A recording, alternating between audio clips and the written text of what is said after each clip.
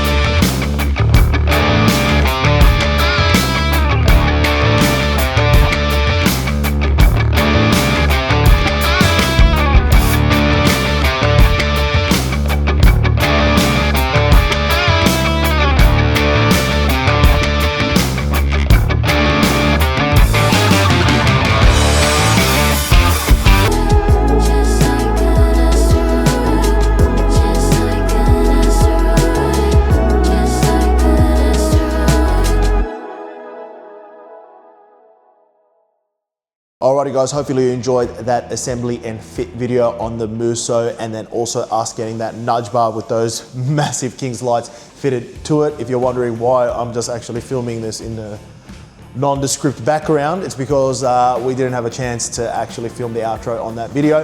But we've got many more of these videos in the pipeline. Like, subscribe, hit the notification bell if you want a roller shutter for your Musso or any of the utes, or if you've got any other dual cab or even sort of long tub sort of ute available, you can grab one at ozcanopies.com.au. Other than that, we will see you guys on the next one.